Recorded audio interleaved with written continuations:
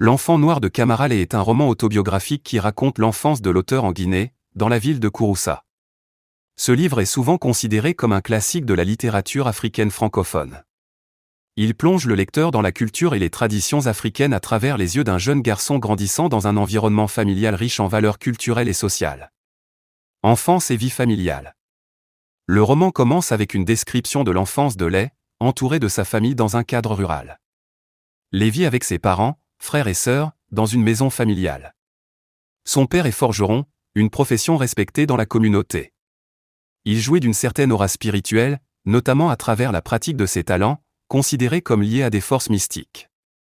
Dès son plus jeune âge, Lay est fasciné par le métier de son père, qui, dans la tradition mandingue, est non seulement un artisan mais aussi un homme doté d'un savoir ésotérique, pouvant communiquer avec les forces surnaturelles. Sa mère joue un rôle tout aussi central dans sa vie.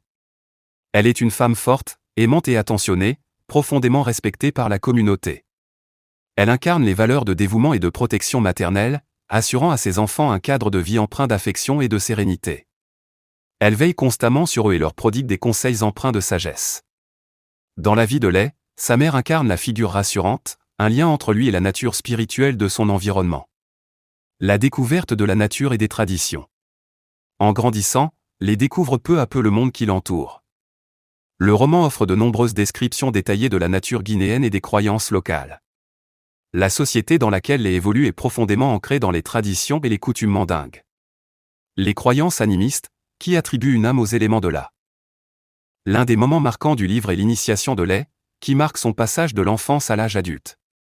Ce rite, qui se déroule dans la brousse, est un moment solennel pour les jeunes garçons, où ils sont confrontés à des épreuves physiques et psychologiques.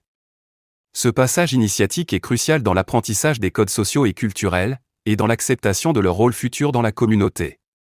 Cette expérience laisse une forte impression sur Lay, renforçant son sentiment d'appartenance à sa culture et à ses racines.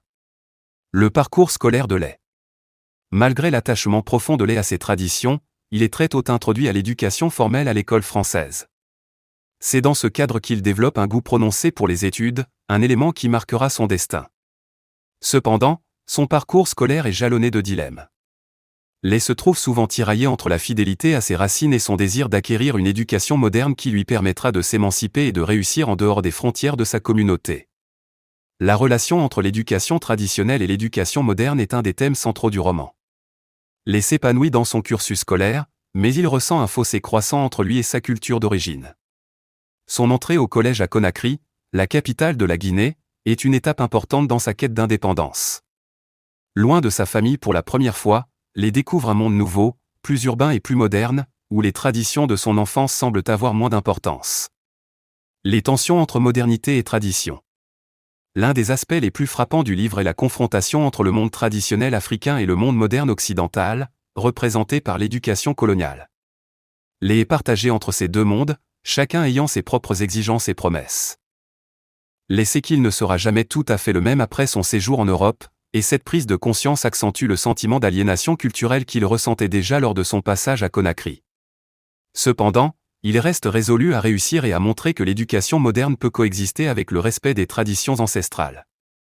L'enfant noir aborde plusieurs thèmes majeurs, dont 1. La tradition et la modernité. Le roman illustre la tension entre le monde traditionnel africain, avec ses rites et ses croyances, et le monde moderne occidental, symbolisé par l'éducation coloniale et les opportunités économiques.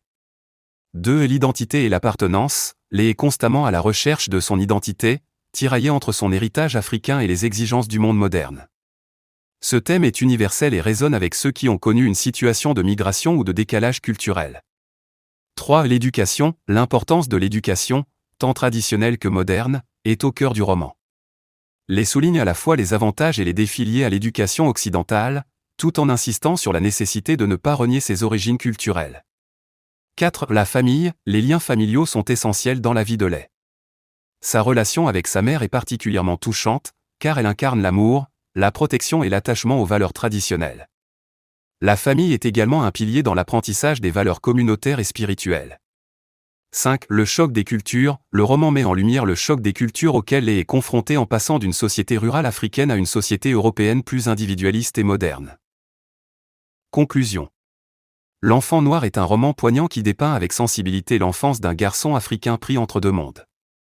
Kamara nous livre un témoignage précieux sur la richesse des traditions africaines tout en soulignant les défis posés par la modernité et l'éducation occidentale. À travers son récit, il pose la question de l'identité culturelle et de l'appartenance, des thématiques toujours pertinentes dans un monde globalisé où les migrations et les brassages culturels sont de plus en plus courants. Le départ de l'est pour la France, bien que vécu comme une étape nécessaire pour son avenir, marque aussi une rupture avec son enfance et ses racines,